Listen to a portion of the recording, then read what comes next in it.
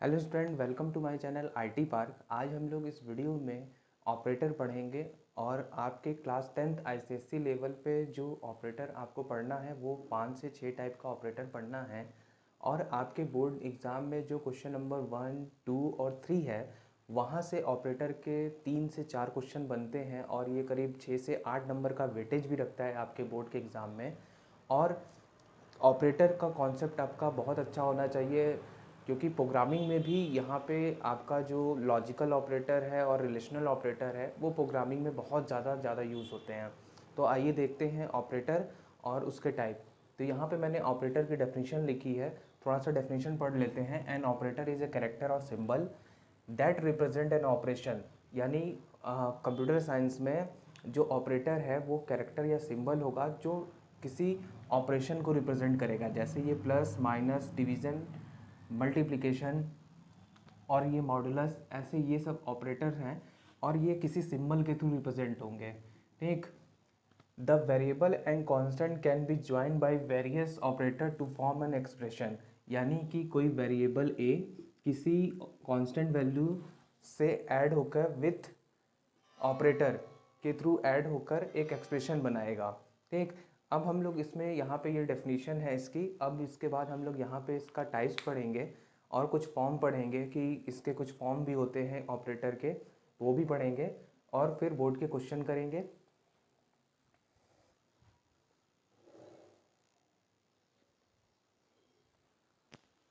So student, आइए देख लेते हैं कि हमें कितने टाइप के ऑपरेटर यहाँ पे पढ़ने हैं। तो यहाँ पे जो सबसे पहला हमें पढ़ना है arithmetic operator, second assignment operator, increment decrement, logical, relational and ternary. यहाँ पे दो ऑपरेटर हैं वो बहुत ही इंपॉर्टेंट हैं, पढ़ने तो हमें सभी हैं, सभी का यूज़ होते हैं, पर ये दो दो ऑपरेटर हैं यहाँ पे। इससे क्वेश्चन आपके बोर्ड के एग्जाम में ज़रूर बनते हैं, 1 नंबर और 2 नंबर वाले क्वेश्चन।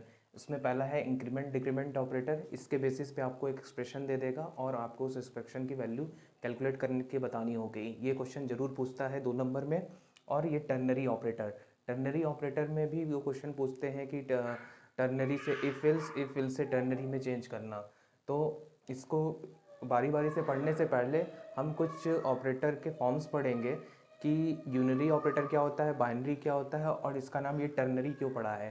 ठीक। तो पहले उस फॉर्म्स को पढ़ लेंगे तो ये चीज़ हमें, जब ये एक एक करके हम पढ़ेंगे तो ये हमें अच्छे से समझ में आएगी। तो आइए पहले हम लोग पढ़ते हैं कि ऑपरेटर के फॉर्म्स क्या होते हैं।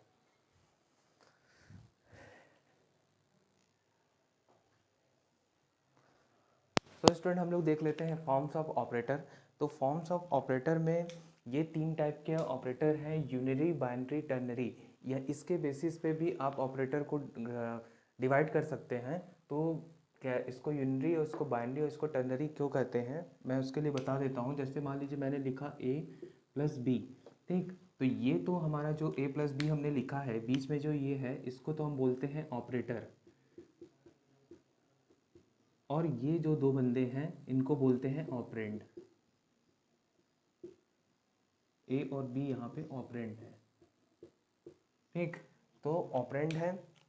तो जब हमारे एक्सप्रेशन में एक ऑपरेंड रहता है तो उसको कहते हैं यूनरी ऑपरेटर। जैसे यहाँ पे यूनरी ऑपरेटर में 1 ऑपरेंड रहेगा। एक बाइनरी में हमारा 2 ऑपरेंड रहेगा। जैसे कि ये हमारा बाइनरी ऑपरेटर है, जैसे unary increment, unary decrement operator. जैसे मैं ये लिख दूँ प्लस प्लस एक्स, तो यहाँ पे ये एक्स जो है ये 1 ऑपरेंड है, तो इसलिए ये यूनरी ऑपरेंड। टर्नरी में हमारा 3 ऑपरेंड रहेगा। इस बेसिस पे हम अपने ऑपरेटर को 3 पार्ट में डिवाइड करेंगे, यूनरी, बाइनरी, टर्नरी। यूनरी में 1 ऑपरेंड, बाइनरी में 2 ऑपरेंड, टर्नरी में 3 ऑपरेंड। ठीक। अब हम लोग बारी बारी से पढ़ते हैं। सबसे पहले अर्थमेटिक है। अर्थमेटिक में प्लस, इंटू, डिवीज़न और मल्टीप्लिकेशन, मॉडुलस है। तो मैं आपको डिवीज़न और मॉडुलस बताऊंगा और बाकी सब तो प्लस माइनस वाले हैं। तो मैं आपको यहाँ पे डिफरेंस बताऊंगा कि मॉडुलस और डिवीज़न में क्या डिफरेंस है।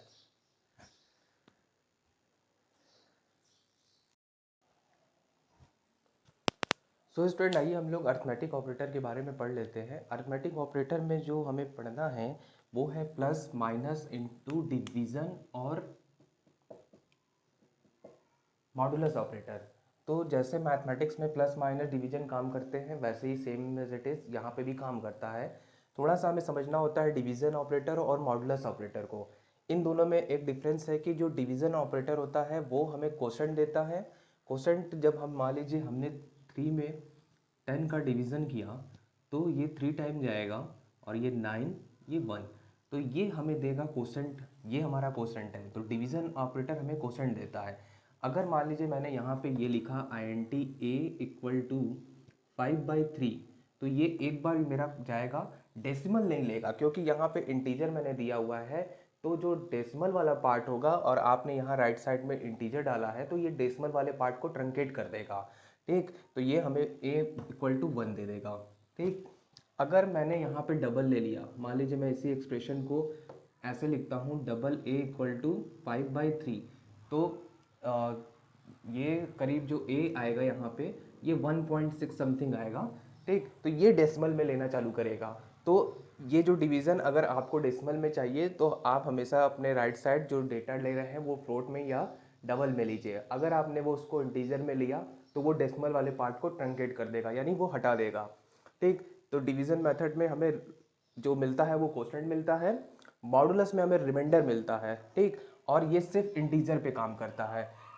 ठीक, जैसे यहाँ पे अगर डिवीज़न करें तो डिवीज़न जैसे मैं यहाँ पे लिख देता हूँ 5.0/2, तो ये जो डिवीज़न आएगा वो एज इट इज़ डेसिमल में आए चाहे इंटीजर में आए वो एज इट इज़ दे देगा। जैसे ये भी इसमें काम कर जाएगा 5/2.0। ठीक, तो ऊपर नीचे इंटीजर के अलावा फ्लोट डबल हो सकता है, बट मॉडुलस ऑपरेटर लगाते समय हमको ध्यान देना है कि मॉडुलस ऑपरेटर केवल इंटीजर पे ही काम करता है। अगर मैंने यहाँ पे लिख दिया 5.0, ये लिख देता हूँ 5.1 मॉडुलस ऑपरेटर 2, तो ये रिकमेंडेड नहीं है, ये काम नहीं करेगा मॉडुलस ऑपरेटर डेसिमल वैल्यू पे। ठीक, तो मॉडुलस ऑपरेटर केवल इंटीजर पे काम करता है और ये हमें देता है रिमाइंडर। जैसे मान लीजिए मैंने यहाँ पे लिखा INT A equal to 5 modulus operator 3। ठीक, तो यहाँ पे देखेंगे जब हमने 5 में 3 का डिवीज़न देंगे तो हमारा डिवीज़न चला जाएगा एक बार में और रिमाइंडर हमारे पास 2 बच जाएगा, तो ये हमें रिमाइंडर में 2 दे देगा। ठीक, तो ये हमें रिमाइंडर देता है, ये हमें कोशेंट देता है। और ये मॉडुलस ऑपरेटर हमेशा इंटीजर पे काम करता है, ये किसी भी डेसिमल वैल्यू पे काम नहीं करेगा, ये डेसिमल इंटीजर सब जगह काम करता है। तो मॉडुलस ऑपरेटर हमें रिमाइंडर देता है। ठीक, जैसे आपके प्रोग्रामिंग में जब हम लोग कुछ प्रोग्रामिंग करते हैं तो जैसे मान लीजिए कोई नंबर है 54321, तो उस समय हमें उस पर्टिकुलर डिजिट पे काम करना होता है, तो हमें लास्ट डिजिट अगर निकालनी होती है तो यहाँ पे हम लगाते हैं 100 से मॉडुलस। ठीक, 100 से जब मॉडुलस लगाएंगे तो अगर हम 100 से डिवाइड करेंगे इसको 54321 को, तो ये मान लीजिए कि हमारा 5432 टाइम में चला जाएगा और 10 से मॉडुलस लगाएंगे तो 5230 और हमारा रिमाइंडर बचा 1। तो रिमाइंडर अगर 1 बचा यानी ये लास्ट डिजिट है, लास्ट डिजिट हमें निकालनी होती है तो हम 10 से मॉडुलस लगाते हैं, नॉट 100 से, 10 से मॉडुलस लगाते हैं। तो ये प्रोग्रामिंग जब हम लोग करेंगे उसमें मैं आपको बताऊंगा कि ये कैसे काम करता है। बस अभी यहाँ के लिए आप जान लीजिए कि मॉडुलस ऑपरेटर हमें रिमाइंडर देता है, डिवीजन ऑपरेटर हमें कोशेंट देता है।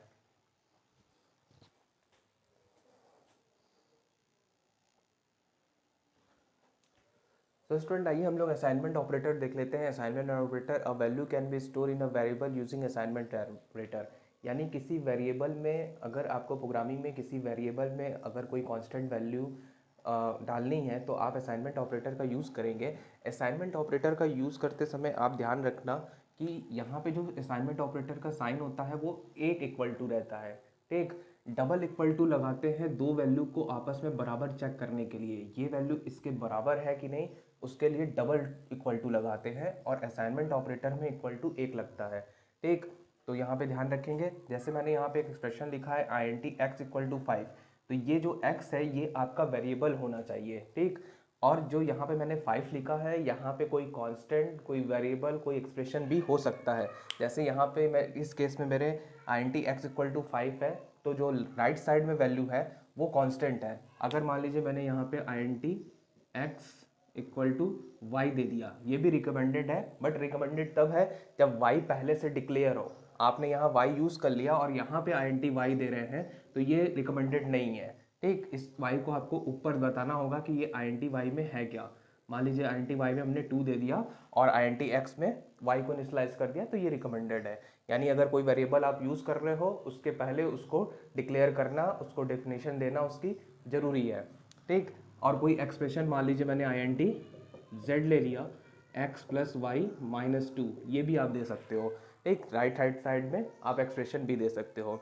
जावा में एक जगह प्रॉब्लम आती है जो बर्गमन बच्चे यूज़ कर लेते हैं, जैसे हमने ये लिखा आईएनटी, यहाँ पे जगह कमी है, यहाँ पे लिखता हूँ, इसको हटा ही देते हैं।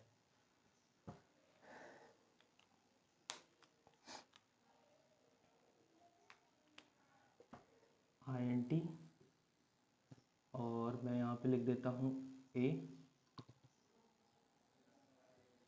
बी सी डी, ये दे देता हूँ मैं। और फिर मैं ये लिख देता हूँ A equal to B equal to C equal to D equal to 2। ठीक, और एक एक्सप्रेशन में ये दे देता हूँ INT x equal to y equal to z equal to 2। ठीक, तो जावा के अंदर ये वाला जो हमने एक्सप्रेशन लिखा है, ये जो हमने डायरेक्टली लिख दिया, ये तो रिकमेंडेड है, बट ये रिकमेंडेड नहीं है, आप इसको यूज़ नहीं कर सकते हैं जावा के अंदर। क्यों नहीं यूज़ करते हैं? क्योंकि ये आईएनटी एक्स जब हम लेते हैं, यहाँ पे हमने आईएनटी लिया है तो हमने चारों वेरिएबल को बताया है डिक्लेयर करके। ये कॉमा जो होता है, कॉमा भी एक ऑपरेटर होता है, कॉमा ऑपरेटर के थ्रू हमने बताया है कि ये जो चारों वेरिएबल हैं वो सबके सब इंटीजर टाइप के हैं और सभी में हमने वैल्यू डाली है 2। यहाँ पे हमने केवल x को डिक्लेयर किया है कि x आईएनटी टाइप का है और y z का टाइप हमने डिफाइन नहीं किया है, इसलिए ये वाला एक्सप्रेशन गलत है। तो ये वाले एक्सप्रेशन को लिखने से बचेंगे हम लोग। ठीक, इसी में एक मेथड होता है शॉर्टकट मेथड जो असाइनमेंट ऑपरेटर में यूज़ करते हैं, तो वो भी देख लेते हैं यहाँ पे।